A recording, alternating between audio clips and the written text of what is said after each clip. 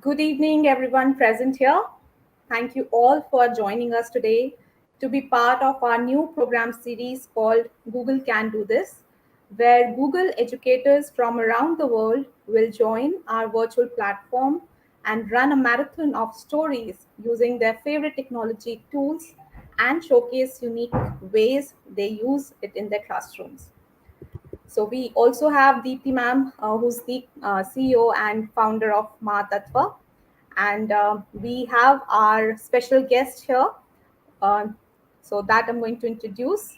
And Deepti ma'am, I'm just adding him. Hi, everyone. Hi, So Nate. we have with us Mr. Nathan Gildart. He is an MYP individual and society DP history teacher, and he's also a department learning leader at Nagoya International School, Japan. He's a former technology coach back in the classroom, and he is an educational technology geek who employs a wide range of digital tools to differentiate and enrich learning. He has many certifications added to his name, like Google Certified Educator, Trainer, and Innovator. He's also the SPOC for Google Earth Education Expert for APAC uh, region. He's a GG leader, Nagoya, and GG mentor for APAC region. So we welcome you, Nate. And Dipti ma'am, would you like to introduce him informally to our lovely audience here? Yeah, formally or informally, Nate, we can just listen to this description of yours, and we are absolutely amazed. Thank you so much for carrying on the spirit of Google in empowering the community. And I have seen a lot of sessions that you have done for the region, and we are absolutely blessed to have you today with us for our session with our community. This is looking forward to some brilliant work together, Nate. And when you are this side of the world, we would be more than happy to host you. I'm just saying this because Japan is on my bucket list. So get the hint. if you ever get to Japan, please let me know, because definitely I will make time to show you around and that kind of thing. And I love India. I've actually been to India once before, to Bangalore and Kerala. Beautiful country with beautiful people, and yeah, lots of kindness. And yeah, loved India. Fantastic. So yeah, thank you, Deepti, for having me, and thank you, Manu, as well. I appreciate the invitation. The feeling is definitely mutual. We have a great community of sharing. In the Asia Pacific region. So yeah, for me, I'm just another one person part of a big ecosystem. So thank you very much. Thank you so much. So over to you, Nate. Okay, I'm going to share my screen here. And I'm not going to share my Chrome tab, everyone. So if I have a bit of audio, it might be a little bit hard for you to see. And I'm just going to wait for that screen. There we go. All right, so this is going to be jumping in and out of this slide deck, but I like to call this session Google Cool. So for some of these, I'll show you very quickly how things work, but we only have about 35, 40 minutes kind of thing. So we're not going to take a deep dive in how these things work, but here are some ways that you might think about using Google in your classroom, which these are things that I do. So these are real world examples that you're going to see today. So it's going to be a mix of activities, not one single tool, maybe a little app smashing where we have a couple of tools together. I am going to ask Deepti and Manu to interrupt if somebody has a question.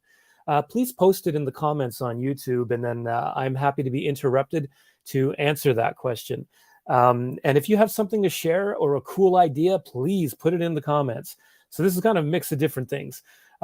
You've heard about me with the introduction. Thank you, Manu and Deepti, informally. So I don't need to read through that. But yes, I am based in Japan. I've been here for 25 years now. So you can find me on YouTube, Twitter, my website, Yoast Social Studies Samurais and Samurai. And if you go to my trainer page, I've got resources like today. This slide deck you're looking at, you'll be able to take home, or I'll get you access to the link. I believe Manu's going to post that in the comments sometime near the end of the session, so you can access all the links a little bit later on. So, hey, let's get started, right? You're here to get some cool ideas. I'm going to try to go through these, not in this particular order. I kind of decided to move things around. So let's go. My guess is most of you probably have not heard of Google Story Spheres. So basically, Google Story Spheres it uses 360-degree imagery. Now, if some of you remember VR Tour Creator, where you could make a tour and use the VR headset, and it was really cool because kids could look around like this, and you could have like different images in one single tour. This is not like that. You can have one image, and what you do is record your own audio. So let me give you a look at how it sounds, or how it looks. Sorry. All right, so just kind of wait a moment here as this goes. This is one in Tokyo, a place called Yasukuni Shrine. So I took this with my own camera, actually. So that's me several years ago. But you notice it's got these little hot spots right here, right? And so if I tap on this, now you're probably not going to hear this, but note at the bottom the audio.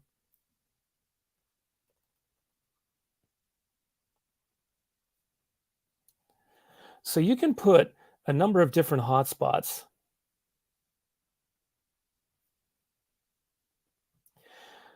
All right, so essentially that's Google Story Spheres, but let me show you quickly kind of how it works. All right, I feel that this would be good for storytelling, for geography.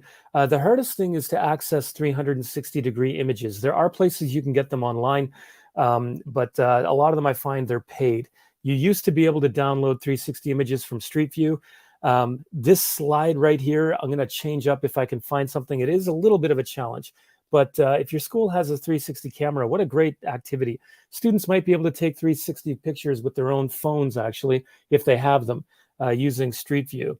But let me show you what it looks like on the inside here. Oh, by the way, and Story Spheres, their website, they have a whole bunch of different galleries. So you can go through and search for ones that you might actually be able to use. There's the Eiffel Tower if you're teaching World Heritage Sites or things like that, right? So let me quickly log in here. You log in just basically with your Gmail account. And so let's say, for example, I want to create something. Just very quickly, I hit create. And I give it my title. And I give it a description. Again, this is not something that I'm going to use, but then I have to upload my 360 image. And again, real fast, I'm going to go with one that I took in Kyoto. Let's go Kinkakuji. 360 photos. Boom. Let's throw that in there. And so now here's the photo that I took at a place called Kinkakuji. Not the best image. I'd choose a different one. I go to my next. And then I upload an audio file. So you can see how very simple this is, right? So you have to record an audio file. It must be an MP3. I recommend keeping it short to about 30 seconds. And then you add these different hotspots. You can add a bunch of different things. If I wanted to tell people like what this thing is right here, or what the gate is here, or how strange this human being is right there. So anyway, I'm not going to continue with this, but I wanted you to see that it's really, really easy. The hard thing is just getting the images, but it is, as I said, very cool. There's another sample you can look at a little bit later. Okay. And I forgot to set my my watch going on, or my phone here. So I'm sure Deepti and Manu, if you can let me know, hey, you got 5 minutes left or something, that'd be great. So Padlet and YouTube, and I'm going to throw TED-Ed in there as well. This is an idea that I got just, I don't know where I was just thinking, and I wanted something for my students to do to fill class time, but do it meaningfully. So students who may finish a little bit quickly, or maybe I want to have a regular pattern of something I do in my class. Well, within Padlet, you can use a map feature, and just like Google My Maps or Google Earth Projects, you can pin different places. So let's have a look at this example. If you were to click on this or click on the example, you'll see what I'm getting. And now the idea is that students can click on a pin. So let me go. Let's see. Let's go. We got to get something on India here. I deliberately chose TED Ed videos, right? So if I click here, all of these videos are TED Ed animations, which I think they're short. They're like 4 to 6 minutes long. They're always very engaging.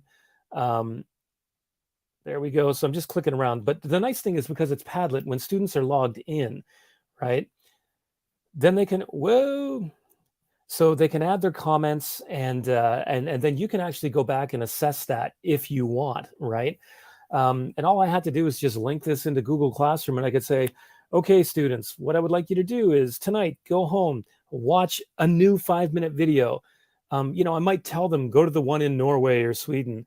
For me, the way I use this is just saying, hey, everyone, all right, so tonight I want you to choose a new place in the world. If you took a place that's pinned in South America last time, then this time I want you to choose a place that's in Africa. It helps foster international mindedness. I have some videos in here that are about slavery, so that's about justice. I've got some women leaders, so that's a little bit about gender equity. Without me talking about gender equity, hopefully kids are going to get that in the video. But what I do is put little prompts here. How is it that linguists learn a dead language, right? For example, let's go here. What's a medical breakthrough and what impact on human society? So anyway, I've got my prompt here that the students can respond to. So that's one way that you can use Padlet, YouTube, and in my case, I like TED Ed animated videos. So that for me is consistent, and I can use it in my class and every once in a while, not a whole lesson, but just something that students can benefit from. All right, and again, it's quite easy to use. I don't have a tutorial video up yet, but I will put one up. Okay, now Flippity, you may or may not have heard of. I think Flippity is really cool. It's based on Google Sheets. Okay, so let me show you. Oh, by the way, I have some tutorial videos here that some of these I'm not sure how to use it. Feel free to have a look. So, for example, now for me, I like to use these kind of activities for post learning. We've done a unit, and so here one is one, for example, on the United Nations. I do that with a grade 9 class, and I am a model United Nations supervisor. We have a club at school. So when we learn about the, a certain topic, then we can play a Jeopardy game in the class, which I think is kind of fun. The kids like it. And then I can kind of see as a group, how much do they know? What do they not know? So just like Jeopardy that you may have seen on TV, I mean, it's a quiz show, the UN in general for 100, you break them into teams. So in what city is the United Nations headquarters located? Well, then, whoever answers the buzzer the quickest. I do have a little online buzzer app called Buzz In. You don't need to use that, to be honest. You can just go group 1 chooses, group 2 chooses, group 3 chooses, group 4. You can figure out how to do the quiz itself. But how to build it is quite easy. But in class, when you use it, okay, so UN general for 100, what city? Student goes, is it New York? And oh, well done, New York, USA. And then I just have to tap here, and then I go to, whoops, I had to go back here, and then I give team 1 credit, and there's a ding ding that kind of goes here, and then I tap out, and then another one says for 200. The delegates remain seated, and the chair calls them one at a time to speak. Let's say it's the wrong answer, and then I go, oh no, that answer is incorrect. And so you notice here it calculates for you. You've got minus 200 because you got it wrong, plus 100. So that's one example. I'll show you how to make this in just a moment. I want to show you examples first, though. So another one, this is good for vocabulary review, I feel. And so this is stuff that I can put this on. And even the quiz show, really, it could be review for vocabulary. You just got to put the link in your learning management system, whether it's Google Classroom or Microsoft Teams. It doesn't really matter. So here for this one, I'm just randomly going to go things the government owns and manages, such as hospitals, clinics, medical schools, medical research organizations. Let's see. Now let me see.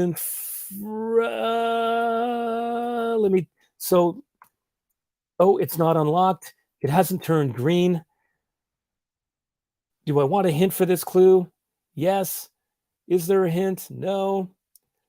I can't open it, infrastructure. And my point is you can actually add hints if you wanted to. I don't have hints for this example, but let's see if that works.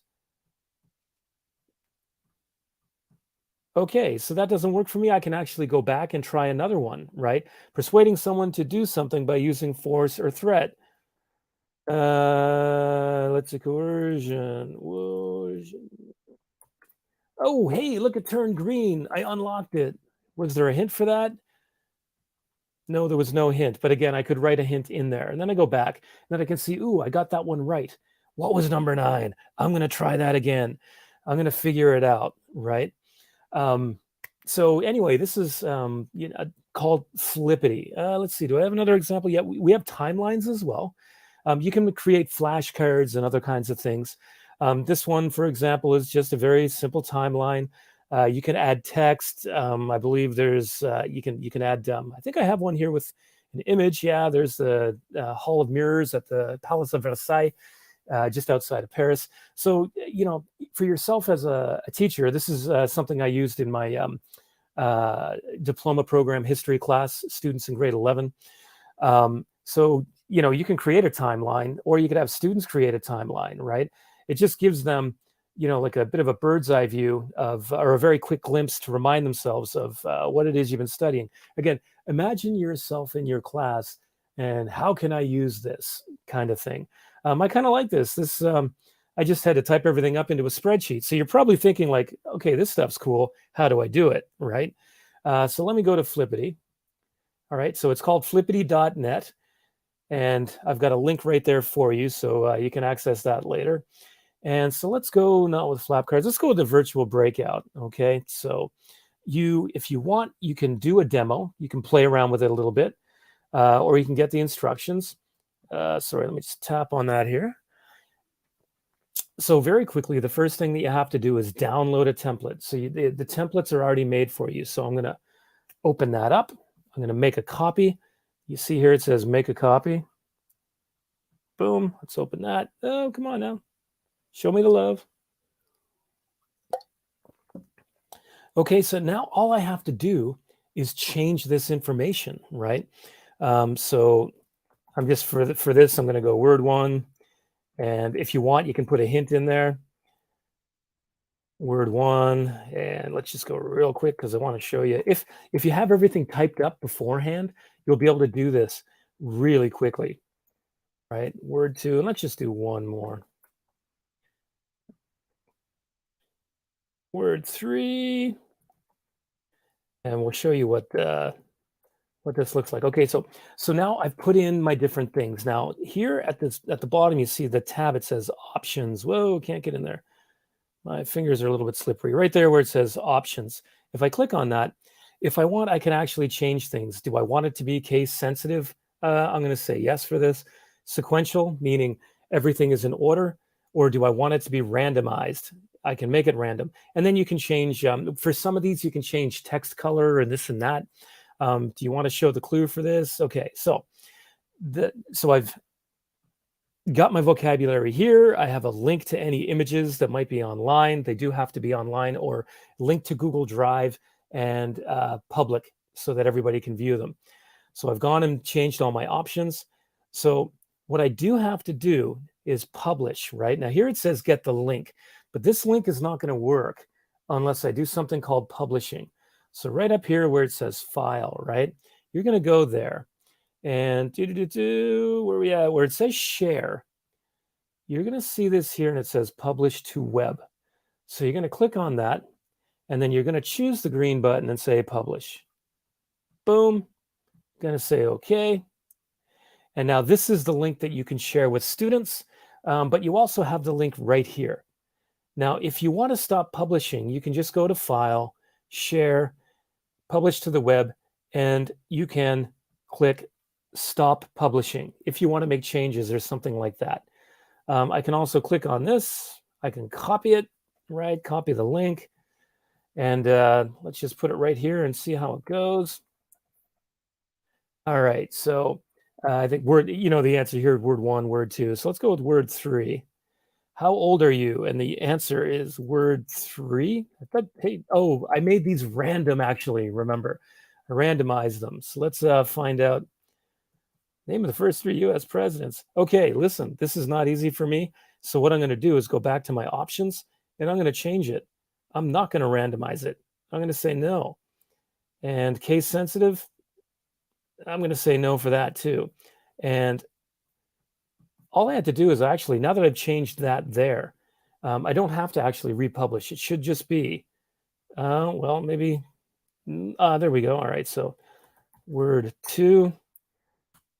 Okay, and let's go back and let's see where I can, so it's still random, so I might want to go back and republish it again, just to be on the safe side. So I'm going to go back, share. Before you just had to refresh it, but they did make some changes. I remember somebody emailing me my website to my website saying, hey, your Flippity stuff's cool, but it doesn't work anymore.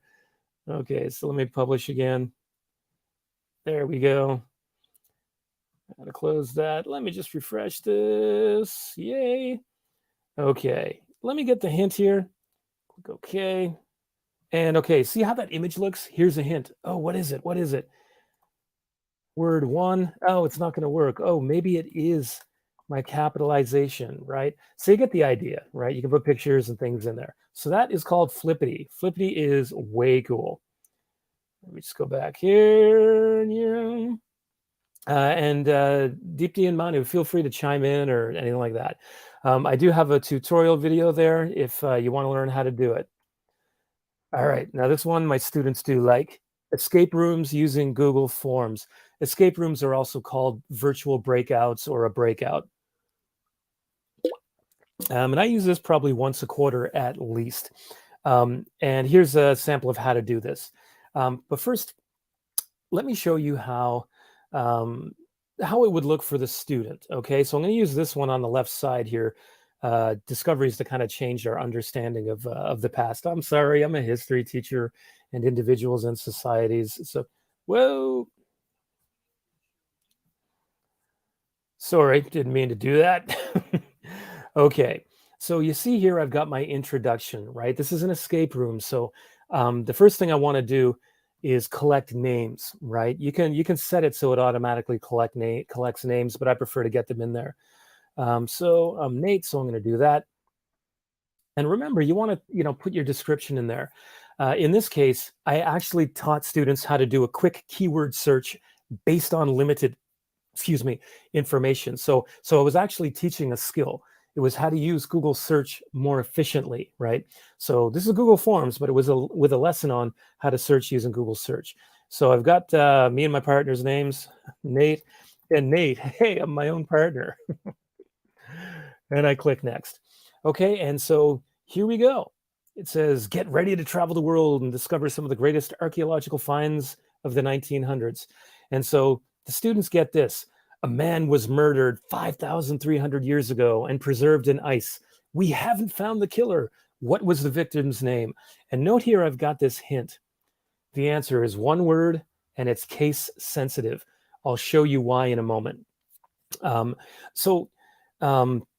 So you got your hint here, but what students now do is go like, oh, wow, like 5,300 years old. So let's go to Google search, 5,300 year old Iceman.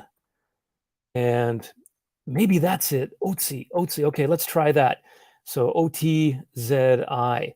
So I type it in, O-T-I-Z. Oh, I made a mistake. It doesn't work, right? If I click next, must match the pattern, right? You can change this. Usually I go like, oh, my mistake, or not quite.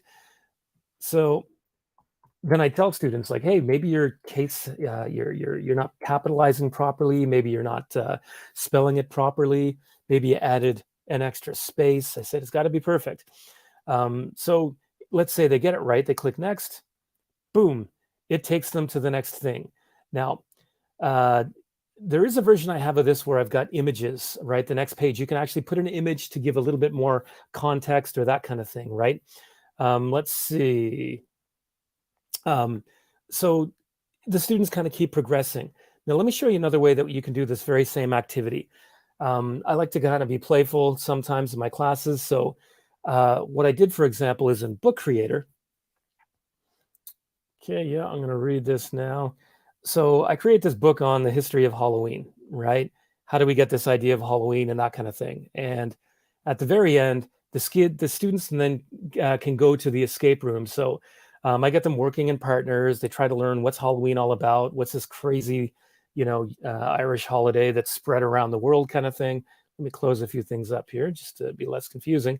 So what the students do is go through a piece of text or a reading, and then they do the escape room, right? And again, I always add names, and I like them to work in partners here as they do this as well.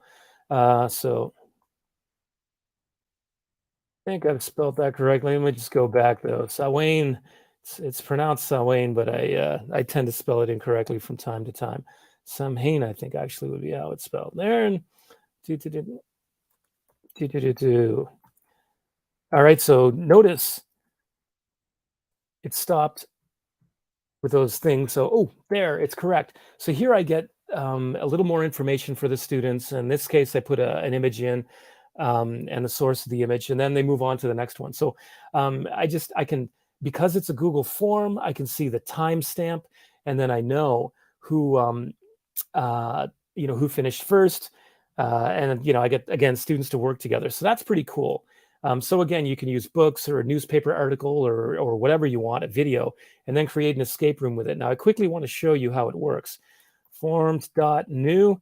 There's a quick way to create a Google form. I want to show you the key idea here. All right, so I'm just going to put, test. And I can teach you how to do this, but there's the one fundamental thing here, right?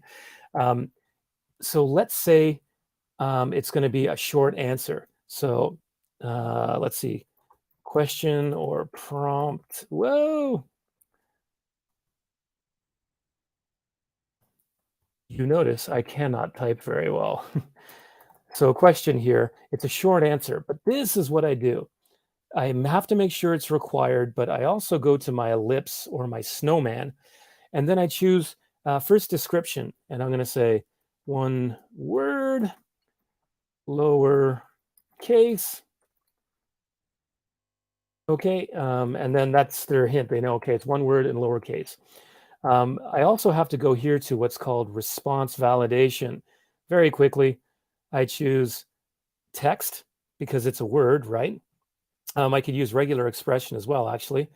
And then contains, I want to say matches. And then, the pattern, it would be, all right, so let's say my answer is word. And then I could say, whoops, not quite, right? And so it's required. So here, this is what I'm going to do just to show you here, right? Let's go. I've made my Google form. Let me just test that. Okay, it works. Great. But what I want to do is when I get the first question done, I want to add a new section, right? And then I would say, yes, that's correct. Whoops. Again, I can't type. Yes, that's correct. Okay, excuse the typos, folks, but all right, so I go there and I could put a little more text, description, right there. Maybe I want to put a picture in, and then I want to add my next question, and it's always going to be a short answer. I find that's always best. So if you're curious how to do that, you can learn right here. 10 minutes, I've got your back. And I'm looking at the time here. We're at 20 minutes kind of thing, so I want to make sure that we get things. Do we have any questions so far, though? I can't quite see the stream, so please interrupt me, Manu and Deepti, if we've got something, a burning question out there. So again, I'm a social studies teacher, but this can be used across the curriculum, right? Sure, maybe a little bit more to language classes and social studies classes, but have a look. There's something I think for everybody, and this is Google Arts and Culture. Google Arts and Culture has so much cool stuff in it. All right, so now you can, if you want, log in on in your own account, right? So you can actually create things like favorites. I'm going to show you this in a little bit, but first let me walk you through home. So Google Arts and Culture is connected to museums all over the planet, and it's connected to Google Maps, for example, and they have different activities and things for students to do. So just in the Home tab, You can have these featured things like Tokyo National Museum, which is a very cool museum, by the way. So you can scroll down and then you can use these tabs. Oh, what do I want to learn about? Like, let's say history. Then they'll take you to some places, some things that are kind of fun, right? That are interesting. And you can see they'll have like activities and things for each of these. So let me just go with, let's see, anything mentioned, make a look like, okay, let's go with Malta. Haven't been to Malta. And so this is connected to this National Museum in Malta, right? So here is something that you can use. Oh, groovy, right? They've got text, but they also have like this street view. So, your students, oh, look at that. Actually, we can kind of go in a little bit more. Notice that the text stays here. That's kind of cool. So let me go back though. Let's go back to, go right there. And then of course you can see historical figures, Black History Month, for example. Let me go back though. Let me go back to home. So again, you can scroll down. You can use these tabs to look around by topic, top picks. Hey, Ada Lovelace, that's what that is. Oh, there you go, right? Her name's right there. I was talking about her in my class the other day. So let's go up here to explore. Or actually, let's go to games first, because some of you, might be younger teachers of younger children. They do have these different games. This blob opera is quite fun, where you can actually, create a piece of music. You can create assisted melody. This stuff all works with AI. I'm not going to go through these. You can explore on your own, but I wanted to let you know that this stuff is here, right? You can do geo artwork kind of thing, which is pretty fun. I'm going to go back to the Explore tab though. Okay, so again, if you just kind of scroll through here, historical events, mediums, art movements, artists, that kind of thing. Let's say we go to art. Let's go with historic events. Let's see. It's too much war in these historic events kind of thing, right? Okay, let's go with the Victorian era. It seems a little bit more peaceful than the Russian Revolution. So if I click on that, and it was Indian Independence Day a week ago from Monday, so almost 2 weeks ago. Happy belated Independence Day. Considering this is Victorian era British history, you struggle to get your independence from Britain. So here, this is what I want to show you right here. You can share it to Facebook, Twitter. You can simply copy a link, right? If I tap on that, you'll say copy to clipboard. You'll see that somewhere. Yeah, right there. You can add it to your favorites if you click the heart mark, or you can click the share button. Anything here in Google Arts and Culture, all you have to do is click that, put it straight to Google Classroom, or email it to people and that kind of thing. And so you can scroll through, and if this is my topic, then I can look at these different images. Let's see, and then I can click the heart mark. And here it gives you a little bit. Sometimes you have a lot of description with the images in Google Arts and Culture, sometimes just a little. But you can link them. These are all public domain now, which is kind of nice. So let's look at 360 videos. So I'm clicking on Explore. Right, so if you scroll through, you can have a look at some of these different 360-degree videos. Some of them are actually tours. So let's see. Let's go with inside the space shuttle. So this is actually on. Kill to mute that there. So here are two people actually talking, and you can scroll around in 360. I mean, to me, this is way cool. So you have these two astronauts or former astronauts talking to each other. I mean, that's pretty cool. So let me tap out here. So let's say you think there's something in there. I want to find something. I know there's one here. It's 360. Can't remember. It's called a water dragon or 360 dinosaur. Can't remember what it's called, but there is a video here where this sea dragon. That's what it's called. I'll tell you what. I'm going to go back and I'm going to choose the word sea dragon. Because there is some cool stuff in here. What? No, there's no video. Did I put it right here? No. Okay. I'm going to link Sea Dragon in there just for the sake of time. I'm not going to go through, but there is a 360 video of this dragon. Oh, there it is right there. I just needed to scroll down. Come on, Nate, get with it. So here is a 360 thing of a museum, right? You can look around at some of the dinosaurs, teaches you a little bit, but watch what happens here. There is narration. I'd actually watch this. So water starts to fill the museum, and then the sea dragon, this extinct dinosaur, kind of comes off the wall. I mean, that is way cool. Look at that. Tell me a kid in elementary school. I mean, I'm 49 years old, and I think it's cool. Right? They keep swimming around and that kind of thing. You can kind of, the little fish kind of thing. So that is way cool. Now, I do want to show you also, though, if you, okay, so here's Queen Victoria's Dunbar room, for example. Oh, wait, no, that's video. I don't want to go to the video. I'm going to go back to Explore.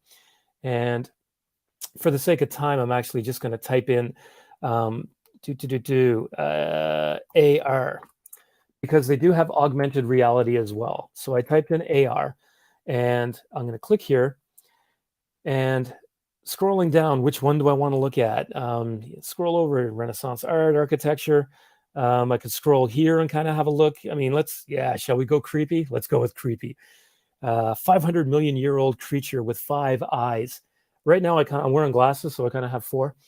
Okay, so all I have to do is kind of scroll around here. Remember, I just had to click favorites, click link, share it to Google Classroom, right? Another thing I can do is actually squeeze and pinch, and I can get a closer look. I mean, that is kind of icky when you think about it, but wow, for a kid studying, the dinosaurs or prehistory or, that Jurassic history kind of thing, that is like way cool.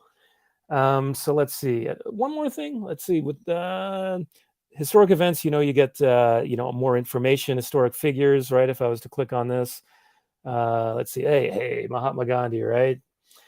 So here you're going to have a whole bunch of different stories about Gandhi. And again, all you have to do is read or click the heart button, and then it's saved. So let's go with. Let me click on that. Now let me click here on the heart mark. It says save to my profile, right?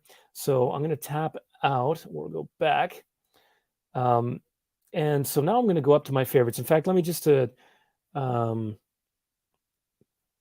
highlight this. I'm going to click a heart mark on that. And now I'm going to go to favorites, my favorites tab. Now you actually have to build these, but you notice in my favorites, Gandhi here, the image has appeared, and that text, right, that little story about Gandhi is there as well. These are other ones that I've saved. I've got themes, like you can do a whole 360-degree tour of the Palace of Versailles, or I can create galleries, right? So here's a gallery of images, right? So the Apollo mission to the moon, Renaissance art. I don't use this feature so much, but maybe you will. Let me click on the Palace is Yours. One last thing to kind of show you here. So the Palace of Versailles, they've got some cool things where you can take a virtual tour. So here's inside the king's bedchamber, right? So if I scroll here, I can actually scroll around. I have a little bit of text here, but that's cool, right? And I can get an idea about how wealthy Louis XVI and Marie Antoinette were. And I do use this in my classes, actually, when I teach the French Revolution. So there's this 360-degree stuff. There's all these cool things that you can do with Google Arts and Culture. Let's see, and I see it's 10 after 10. We started at 10 or 9:30 kind of thing. So it's 10 after 10 where I'm from. So I'm going to wait to be cut off, but I want to get into some critical thinking activities. Google Drawings, let me just give you a few ideas here. And you could, harder on Google Jamboard to do, but here's hexagonal thinking, right? You get things that have different connections, like as a social studies teacher, maybe a story if you teach, literature or something like that. Here's one thing, but you notice here, there are 3 different things that are connected to it. It's called hexagonal thinking. And what I do is have a blank copy of this, or I have it mixed up, right? So you just got to take those and drag them around. And then students can kind of put them in order. So I might take all of these and put them across the top or put them to the side, and then students just click and drag and make those connections themselves. And that's done with Google Drawings. You could create an interactive world map if you want. This is a Google drawing with a map. I've just added links to these different places, links to the text, that is, or if you tap on here, right? So human trafficking, in different parts of the world, that's one thing. An anticipation guide. The students read the middle, they write their opinion. Then after they read a piece of text or look at a short video or have a discussion, then they change their mind or talk about why they didn't change their mind. It's called an anticipation guide. I've actually used this one in my class. Well, of course, I've used most of these. Venn diagrams, you get that nice color contrast in the middle, because you can do that, right? You can change the color. Let's see, choice boards are always good, right? So, break the students up into groups of, two groups of 8 or something like that. And one talks about, they have their links to use, or maybe you're going to do this over time. Okay, we have 8 choices. You're going to do 2. Pick your topic, kind of thing. Let's see, illustration analysis. Here's the thing that you could do too, right? I've got my little prompts here. These are the 4 things students have to focus on. I might get them to write down something or type in a Google Doc. And then when it's done, they can just drag that and then they can see the information, right? You can't lock this, but it's still one more way that you could use Google Drawings in this case. Let's see. Infographics, I think, research and conceptual understanding, right? Just you can go through these on your own when you get the slide deck. So, right, choose your own adventure stories. I want to talk about Google Earth, but I don't know if we're going to have time here. But choose your own adventure stories is another thing you can do. Google Forms or Google Slides. I feel Google Slides is easier. And choose your own adventure. Like, think about putting your kids into pairs or groups of 3 and coming up with their own story. This takes a little bit of time, but it teaches kids computational thinking, right? And again, if they're working with a partner, they're learning to collaborate as well, right? So here's a template. This is the teacher view, right? Or the template that the students would have. All right, so you write your background for the story, and each one of these tells you where to go. These are all linked. Do you see how this, whoops, if I tap on that, oh, that's not going to let me zoom in. Let's see if I can zoom in.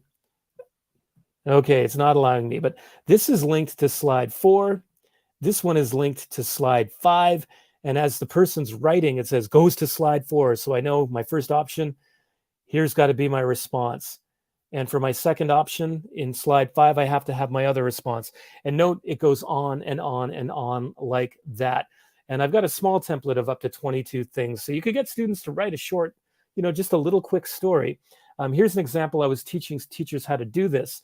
And so, we just wrote it as we went. So this is the view that the students would get, because what you do is publish it, and then they see it as only a slide presentation. If you, go to File, go to Share, and then Publish to the web, students can use it, but not see this. So if you create your own for your classes, publish it to the web, the students are going to get, just this view. So choose your own adventure. There's something in the school. You're at school one day, but it doesn't seem normal. I would have a much longer description.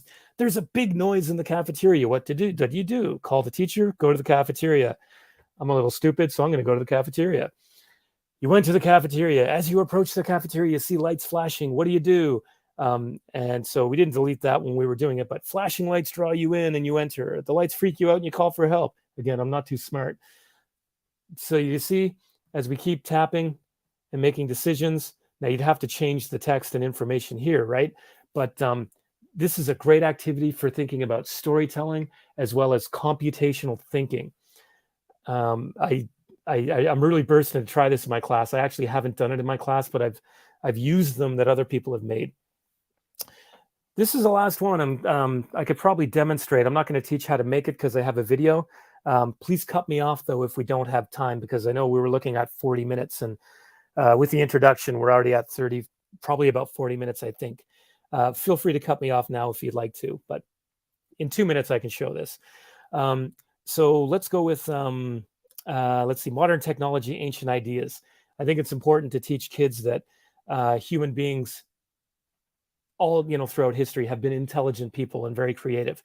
So I've made this in what's called Google Earth projects. You just go to Google Earth and click that button. There's a tutorial on how to make it. But so, for example, I might put students in a jigsaw with this kind of thing. Now they could tap through slide 1 to 2 to 3 to 4, or they could just go to the table of contents and say, okay, you student number 1, you're going to do drugstores in the Arab world. You student, you're going to go to India and you're going to do plastic surgery. You student, you're going to do banking in Iraq. Notice I've got in the ancient world, I get a number of different places, right? So let's see. I want one. I can't remember which one zoomed in, but let's go with I don't know, false teeth in Italy. See how it kind of zooms like that? It's just, oh, it's so cool. And so I have images here. I can put in video and stuff like that. I do want to show you one feature actually. So I'm going to pop out of that and go to discoveries because I know one off the top of my head. It always takes a little bit to load. All right, so again, this would be a jigsaw activity for me where students learn a little bit and then they share what they learned with their group. Watch what happens when I click on this one, the Dead Sea Scrolls. So it's going to go from Italy. That was my last tour. Watch this. Oh man, that's cool. I absolutely love that. I never get bored of it. And then the students can go to the street view. And here's a dude on his phone. Dead Sea Scrolls, here's some of the caves that they were found in. World Heritage Site, very cool. So the student reads this. I've got my work cited there. And then they go back and they teach. And I can add other images. I can add YouTube videos. And there's a YouTube video right there. I just tap, watch the video, close it. Very, very cool. And it's very easy to make. And students can collaborate. So if you wanted to, all of these students could be working on one project together. I have had students do this where they've done research, made a video, then they took their research, put it on this, and their video and other images, and it was a good class project on conflict. If you want to, what I like to do is at the very end, I put a short quiz. This could be an escape room, but in this case, it's just a quiz. All right. So I'm gonna give it back to Manu and Deepti because I believe this is the end here. I'm not going to go through Jamboard just because of the time, but I am going to escape. All right, and we're going to have. I think Manu is going to put the this slide deck so you can get the ideas into. You can bookmark or have a look. And again, you can get me at socialstudiessamurai.com or at Nathan Gildart on Twitter. Email me if you have any questions or anything like that. So I'm going to stop sharing my screen and try to stop talking a little bit. It was lovely to have so many new things to learn from Nate. Thank you so much for taking out time. And within the small span of 40 minutes, we've covered so many things. And I'm sure the audience here with us will agree with me.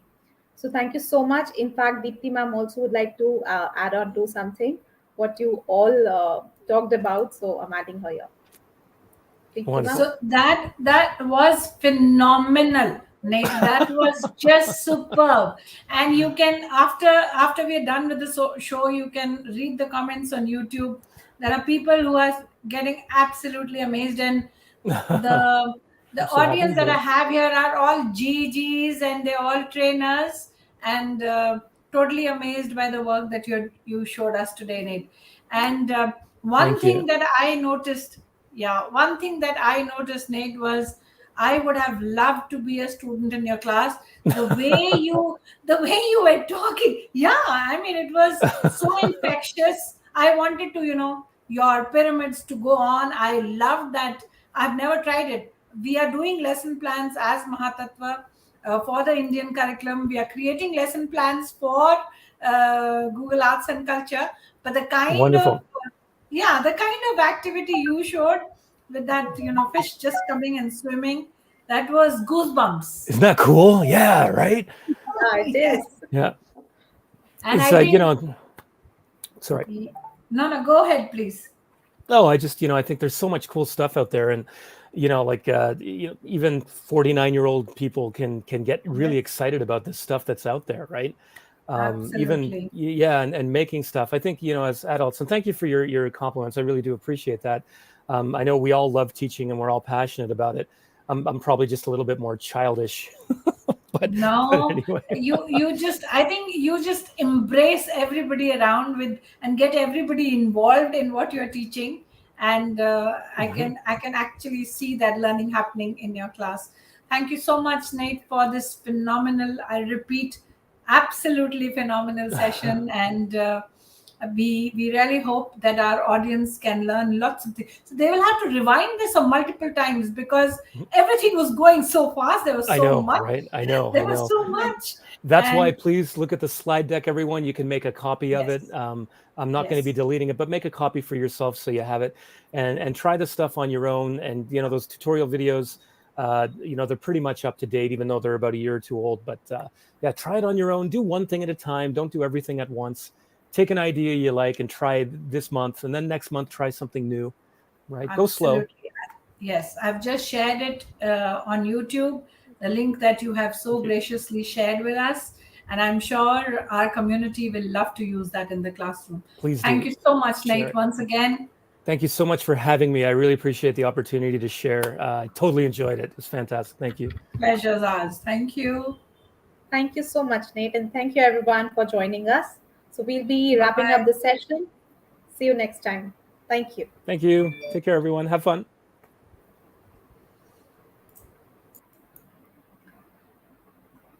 Bye-bye.